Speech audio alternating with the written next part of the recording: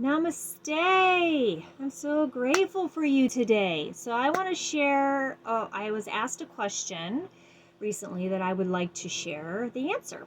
The question was, what was the age I was when I had my first spiritual awakening? And the other question along after that was, did I feel like I was going crazy? Did my family members understand it?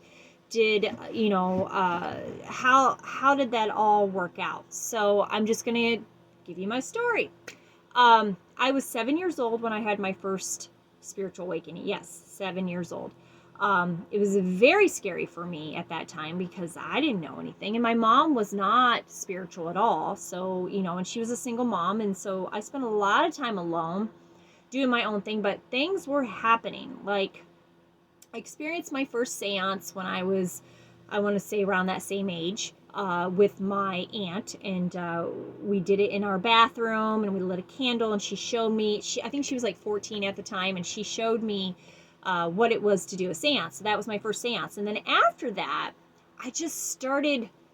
I was the weird kid in the neighborhood. I was like, we lived in Texas, and I was the weird 7-year-old kid that I wore a lot of long dresses, and I wore a witch's hat just for fun because I was always gravitating towards magic and that energy in the spirit world for some reason. Like, it was just always there for me. But after that seance, I would say that that's when my spiritual thing like just expanded. And there was a lot of trauma that happened to me during that time as well that pushed me into the spirit world. And I think it really, not that I deserved the trauma whatsoever at 7 years old, but it did open that world up to me. It was like a trigger. It was a trigger that opened up my spirituality and kind of pushed me into a spiritual awakening at 7. It was quite amazing, and I remember very vividly back then, like, but I was the one leading circles and like doing seances and stuff with the other kids in the neighborhood. I was the one like getting everybody together. You would find me with a circle of friends leading seances, and then and I, at the time, didn't understand what was going on. I just knew that I was feeling things, hearing things, sensing things, smelling things, seeing things. I was seeing spirits, and I was seeing things that just weren't there, that other people weren't seeing. I was, feeling different sensations. I was having different visions, and just things were just like crazy, like just movements all around me that just no one else saw. I talked to my mom about it, and she didn't like really get it. She's 7-year-old kids talking to invisible friends. It's like I didn't have anybody at that time per se to guide me along, but I was very blessed that I had a lot of spirit guides on the other side guiding me even at that age, and they were guiding me and explaining to me the rights and the wrongs and what to do and what not to do. So I was never scared.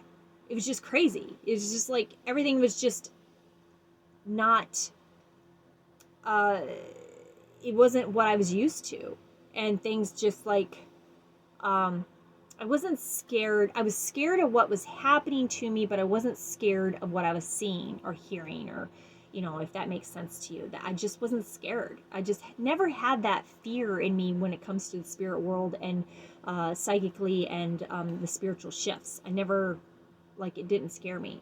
And I think when you're a kid, you're more open.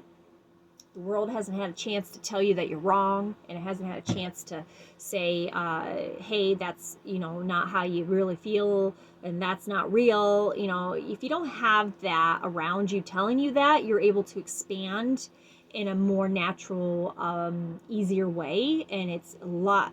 As a child, I don't remember the expansion or the spiritual shift being painful at all. I just remember being exciting, weird, and it scared me because the things I was feeling on the inside, and how it was affecting me in that way. But the things I was seeing, I was just like excited about it. Like, I just had to know what was going on, even at that age. And I went to my mom for it, and she didn't really give me much insight on it. And then I had a big sister from Big Sisters and Brothers at that time. Her name was Darlene, and she was very instrumental in my spiritual health and well-being at that time. And she took me to a priest, and he was a Catholic priest, and I had a very good experience. It wasn't a bad experience, wasn't a negative experience. I know we hear a lot about the negative aspects of things, but this was a very positive thing for me. And I remember him taking me in a room and him telling me that I was very gifted after talking to me, and telling me that I had spirits attached to me, and telling me that not to be afraid of it, that it's a gift, and that I'm going to grow into it, and that it's going to be okay, and not to be afraid, that I had a very special guardian angel with me all the time. So I remember that, and it really made a difference in my spiritual awakening at that age. Now, as I got older, I've had multiple spiritual awakenings. I think we just continue to awaken, as we get older. We just do. And we grow in wisdom, we learn new things, our spirit expands. It's just part of our journey. Our spirits are here to expand. They're here to grow and learn and just soak everything in. And so we will, we live in a physical world, and then our spirits is expanding. So that's where, like, a lot of times where you will feel crazy, you will feel some pain. I've had some spiritual awakenings as an adult that it was very painful for me, physically, mentally, emotionally. It's very painful, and I thought I was going crazy. But what I realized is because I was fighting against it. I was fighting against my gifts being opened up more. I was fighting against what spirit was directing me to do. I was fighting against all that. And so when I stopped fighting and started listening and just letting things flow, it became a lot easier to have those spiritual awakenings, and it actually became enjoyable. And it's still enjoyable. I've had, in the last few years, I've had a spiritual awakening again, and it wasn't as painful and stressful. It was more fun. It became fun. So I love when spiritual awakenings are happening, because it just really I just know that expansion is coming, right? And the notion of, did people think I was crazy, or do people think I'm crazy now? I'm sure they do. Absolutely. And I don't care. I really don't care. I am who I am. And with every spiritual awakening, I become more of who I am. And you think I'm nuts? That's okay. I'm okay with that, because I love my gifts. I love being psychic. I love being a medium. I love being an empath. I love all of these things. Is there a balance that needs to take place on a regular basis? Absolutely. Do you need to know how to protect yourself when you're that energetic and that open to things? Yes, absolutely. And I've learned how to do all that. So I just love it. I love it. I couldn't ask for anything else to be different, because I just love who I am. So if people think I'm crazy, that's okay. They can keep thinking that. That's perfectly fine, because truthfully, the people in your life that really love you and want to help you with that and be there for you and just love you unconditionally, they don't care. And there is a thing called a spiritual flu.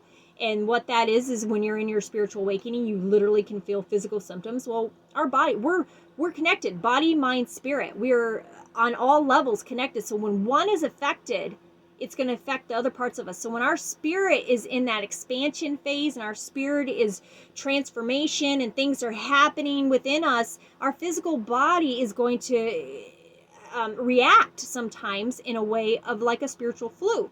And so my advice to you during that time, be gentle on yourself, drink more water, do more grounding activities, love yourself more, and understand that this will pass, and your spirit is just expanding. And so your physical body kind of has to catch up with that. And so that's what's happening. And plus, we're detoxing.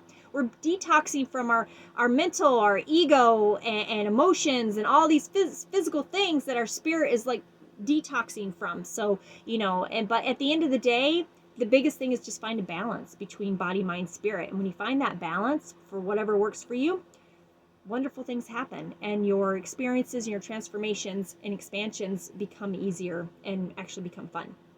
So I hope that answers your question. And if you have any other questions, just let me know. Much love and peace and joy to you. Have a beautiful, blessed day.